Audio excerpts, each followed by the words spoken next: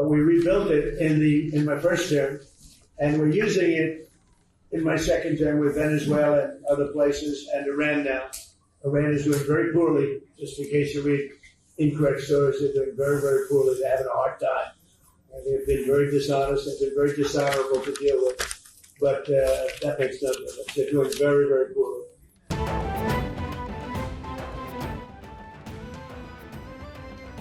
अमरीकी सदर ने ईरान पर शदीद हमलों का ऐलान कर दिया। सदर डोनाल्ड ट्रंप का काबीना मीटिंग के दौरान मीडिया से गुफ्तगू में कहना है कि ईरान पर भरपूर फौजी हमलों की मंसूबाबंदी कर रहे हैं। ईरान के खिलाफ कार्रवाइयाँ कामयाबी से जारी हैं। हमलों का मकसद ईरान को हथियार डालने पर मजबूर करना है। ईरानी इश्तियाल दिला रहे हैं, डील का एतमाद कमज़ोर पड़ रहा है। ये झूठ बोलते और वादों से फिर जाते हैं। ईरान का बहरिया, फ़िज़ाई और फ़िज़ाई दिफाई निज़ाम तबाह हो चुके। अगर ईरान के पास जौहरी हथियार होते तो पूरा खित्ता तबाह हो चुका होता। अमरीकी अखबार वॉल स्ट्रीट जर्नल ने दावा किया कि ट्रंप ने अमरीकी फ़ौज को ईरानी तवानाई तंसीबात पर हमलों का हुक्म दे दिया। मुमकिना हमले हफ्ते के आखिर में शुरू हो सकते हैं। ईरान का मुमकिन अमरीकी हमलों का भरपूर जवाब देने का ऐलान। ईरानी फ़ौज की अरब ममालिक और इसराइल में तवानाई ढांचे को निशाना बनाने की धमकी। ईरान के आला तरीन commander major general Ali Abdullahi ने अमरीका और इसराइल को खबरदार कर दिया। कहा, इसराइल में अहदाफ हमारे मिसाइलों की रेंज में हैं। ईरानी फ़ौज के पास जामे मनसूबा तैयार है। जारहियत करके भागने का दौर ख़त्म हो चुका। गलत अंदाजे लगाकर की जाने वाली किसी भी कार्रवाई के नतायज भुगतने पड़ेंगे। अमरीका और इसके किराए के सिपाहियों का अंदाज़ होना चाहिए कि उनके फ़ौजी सामान में कफन शामिल होना लाजिम है। ईरानी फ़ौज ने कुवैत में अमरीकी अड्डों पर हमलों का दावा भी कर दिया।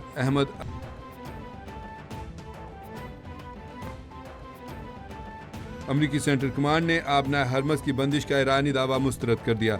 सेंटकॉम ने कहा कि आबना हरमस तिजारती जहाज़ों की आमदोरफ्त के लिए खुली है। ईरान का आबना हरमस पर कोई कंट्रोल नहीं। दूसरी जानिब ईरानी सुप्रीम नेशनल सिक्योरिटी काउंसिल के सेक्रेटरी मोहम्मद बाकर जुल्क़दर ने कहा, अमरीकी वोटर्स आबना हरमस की नाकाबंदी की कीमत अदा करेंगे। अमरीकी कार्रवाइयाँ जारी रहीं तो आबना हरमस समेत अहम बहरी रास्ते बंद हो सकते हैं। आलमी मईशत को नुकसान होगा।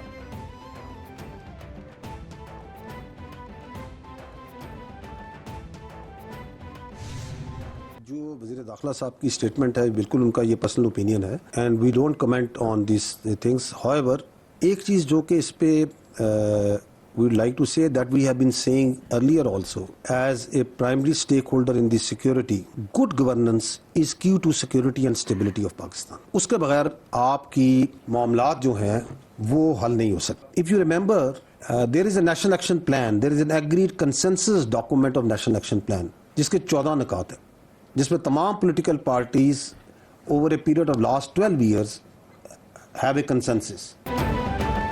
गुड गवर्नेंस के बगैर मुल्की मसाइल और दीगर मामलात हल नहीं हो सकते। पाकिस्तान की सिक्योरिटी सेफ्टी का दारोमदार गुड गवर्नेंस पर है। मसाइल हल नहीं हो रहे तो इसका मतलब है कि गुड गवर्नेंस के लिए कुछ करना पड़ेगा। तर्जमान पाक फौज ने प्रेस कॉन्फ्रेंस में कहा, आबादी 4 गुना बढ़ गई है और सूबे वही 4 हैं, तो इस बारे में सोचना होगा। वज़ीर दाखिला मोहसिन नकवी ने ज़ाती राय दी, हम इस पर कमेंट नहीं करेंगे। नेशनल एक्शन प्लान पर सब मुत्तफिक हैं।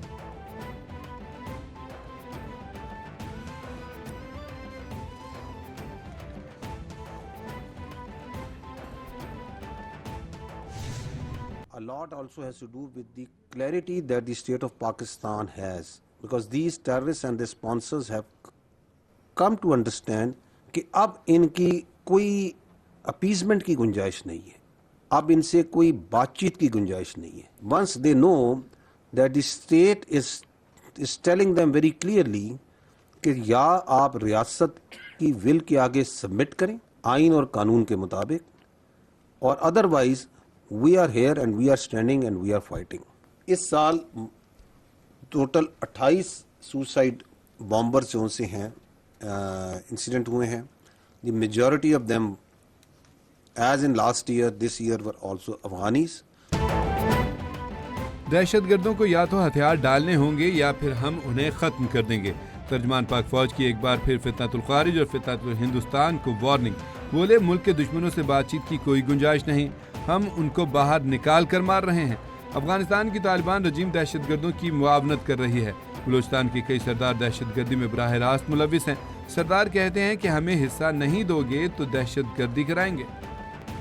कि अगर पाकिस्तान का सबसे लाडला जो बच्चा है ना, वो कश्मीर है। सबसे लाडला हमारा बच्चा पाकिस्तान का, सारे इस रियासत के बच्चे हैं ना, میں آپ سارے ریاست ماں اور باپ کی جگہ ہوتی ہے نا, اس کا لاڈلا ترین بچہ کشمیر ہے, سب سے لاڈلا ہے. تو حقوق کے اوپر انہوں نے گیم چلائی. ریاست نے کہا کہ ریاست کو اس وقت بھی اندازہ تھا کہ ان کے پیچھے جو نا یہ چیزیں, ان کا کہ یہ خود ایکسپوز ہوں گے اپنے آپ کو, اور ایکسپوز ہوئے. ریاست کے سارے بچے ہیں لیکن کشمیر سب سے لاڈلا بچہ ہے. آزاد کشمیر میں حقوق کے نام پر گیم چلائی گئی, مقاصد کچھ اور ہی تھے. 12 سیٹوں کے معاملے پر ان کا ایجنڈا واضح ہوا. وہ چاہتے ہیں کہ احتجاج اور ڈنڈے کے زور پر اپنی منوائیں. ایسا کبھی نہیں ہوگا. 2019 اور 2025 میں بھارت کی اگلی پچھلی طبیعت صاف کی. اب وہ باریکی سے واردات ڈال رہا ہے. کشمیر پاکستان کی شہرک تھا, ہے اور رہے گا. پاکستان کی حقیقت کلمے کی بنیاد پر ہے. جو بات چیت ہے نا اپنا شہیدوں کے بارے میں جو کی گئی, جو انہوں نے کی, آئی تھنک کہ وہ ڈیپلوریبل ہے اور ڈیفیکلٹ ٹو انڈرسٹینڈ ہے. جیسے ہم کہیں گے نا ناقابل فہم ہے. اس کی وجہ یہ ہے کہ جو شہادت ہے نا اور شہید, وہ پاکستان کی افواج کی ریڑھ کی ہڈی ہے. Once we say hard state, what does it mean? A hard state means ایک وہ ریاست جس میں آئین اور قانون سب کے لیے یکساں ہو, جس میں تمام معاملات آئین کے مطابق اور قانون کے مطابق ہو, in which there is no elitism. It doesn't mean a military run state. شہیدوں کے بارے میں جو مولانا نے بات کی وہ ناقابل فہم ہے. D G I S P R کا کہنا تھا کہ یہ سمجھنا مشکل ہے کہ مولانا کی جانب سے ایسا کیوں کہا گیا. سیاستدانوں کو کہتا ہوں شعور دیں, کنفیوز نہ کریں. پولیس اور فورسز عوام کے بغیر کوئی جنگ نہیں جیت سکتی. شہادت اور شہید پاکستان کی افواج کی ریڑھ کی ہڈی ہیں. ہارڈ اسٹیٹ کا ہرگز یہ مطلب نہیں کہ ملٹری ریاست کو چلا رہی ہے.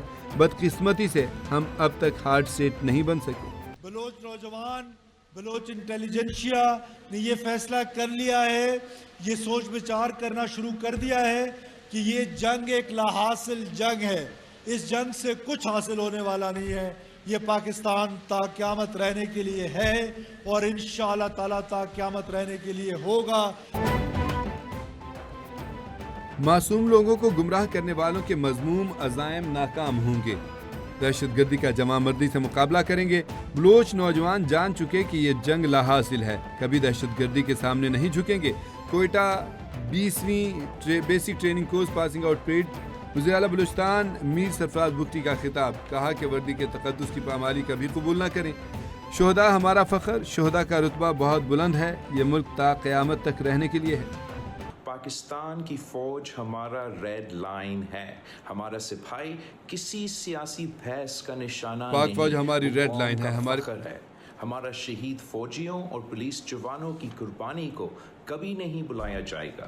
ہر قربانی کا احترام ہوگا. ہر شہید کے گھر والوں کو انصاف ملے گا. جو اپنا آج ہمارے کل کے لیے قربان کرے, اس کی عزت ہماری ذمہ داری ہے. پاک فوج ہماری ریڈ لائن ہے. ہمارے سپاہی کسی سیاسی بحث کا نشانہ نہیں بننے چاہیے.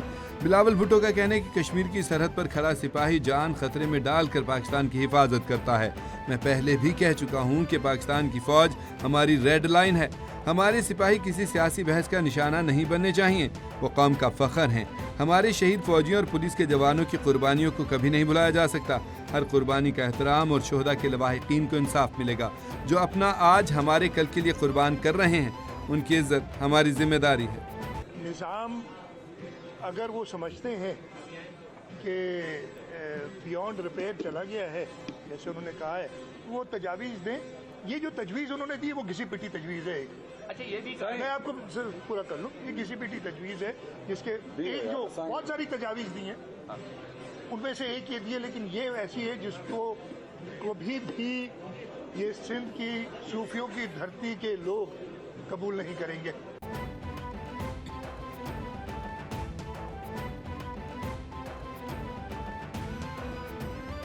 وزیر داخلہ محسن نقوی نے جو تجویز دی ہے یہ گھسی پٹی ہے.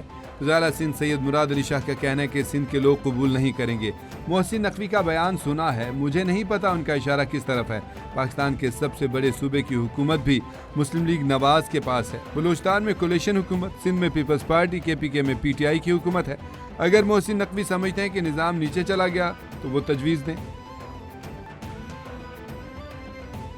جمہوریہ بیلاروس کے وفد کی نیول چیف ایڈمرل نوید اشرف سے ملاقات. ISPR کے مطابق ملاقات کے دوران دفاعی تعاون سمیت باہمی دلچسپی کے پیشہ ورانہ امور پر تبادلہ خیال.